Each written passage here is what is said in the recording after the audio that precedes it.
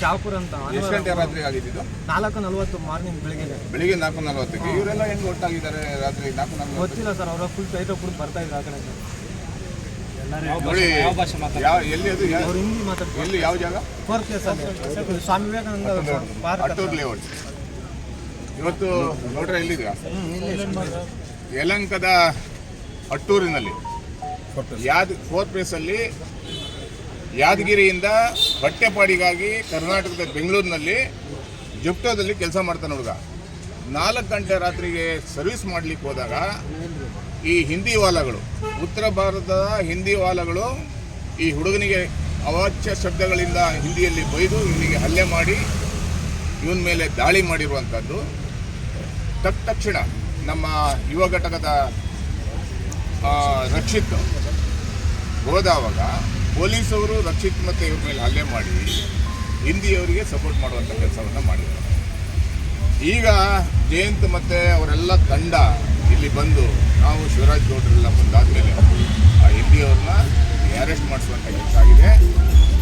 ನಾವೇನು ಹೇಳ್ತಾ ಇದ್ದೀವಿ, ಬೆಂಗಳೂರು ನಗರ ಕನ್ನಡಿಗರಿಗಾಗಿ ಕೆಂಪೇಗೌಡರು ಕಟ್ಟಿರುವಂಥದ್ದು. ಬೆಂಗಳೂರು ನಗರದಲ್ಲಿ ದಿನನಿತ್ಯ ಕನ್ನಡಿಗರ ಮೇಲೆ ದಬ್ಬಾಳಿಕೆ, ದೌರ್ಜನ್ಯ ನಡೀತಾ ಇದೆ. ಮಾನ್ಯ ಗೃಹ ಮಂತ್ರಿಗಳೇ, ಎಚ್ಚೆತ್ಕೊಳ್ಳಿ. ಪರಭಾಷಿಕರ ಮೇಲೆ ನಿರಂತರ ಪರಭಾಷಿಕರು ನಮ್ಮ ಮೇಲೆ ದಾಳಿ ಮಾಡ್ತಾ ಇರೋದನ್ನ ಖಂಡಿಸಿ. ಬೇರೆಯವರಿಂದ ನಮ್ಗೆ ಅನ್ಯಾಯ ಆಗ್ತಾ ಇಲ್ಲ. ನಮ್ಗೆ ಅನ್ಯಾಯ ಆಗ್ತಾ ಇರೋದೇ ಈ ಹೊರ ರಾಜ್ಯದಿಂದ ಬಂದಿರಲ್ಲ. ಕನ್ನಡದ ಕಾವೇರಿ ನೀರು ಕುಡಿದು ಇಲ್ಲಿ ಅನ್ನ ತಿಂದು ಕನ್ನಡಿಗರ ಮೇಲೆ ದೌರ್ಜನ್ಯ ಮಾಡ್ತಾ ಇದ್ದಾರಲ್ಲ, ಇವ್ರನ್ನ ನಾವು ಯಾವತ್ತೂ ತಡೆಯೋಕ್ಕಾಗಲ್ಲ. ಈವಾಗಲೇ ನಾವು ಹೋರಾಟವನ್ನು ಹಮ್ಮಿಕೋಬೇಕಾಗತ್ತೆ. ಬೆಂಗಳೂರು ಬಿಟ್ಟು ತೊಲಗಿ ಅನ್ನುವಂಥ ಎಚ್ಚರಿಕೆಯನ್ನು ಕೊಡಬೇಕಾಗತ್ತೆ. ದಿನನಿತ್ಯ ಬಸ್ಗಳಲ್ಲಿ ಕನ್ನಡಿಗರ ಮೇಲೆ ದಾಳಿ ನಡೀತಾ ಇದೆ, ಪೊಲೀಸರ ಮೇಲೆ ದಾಳಿ ನಡೀತಾ ಇದೆ, ITBTಗಳಲ್ಲಿ ಕನ್ನಡಿಗರ ಮೇಲೆ ದಾಳಿ ನಡೀತಾ ಇದೆ.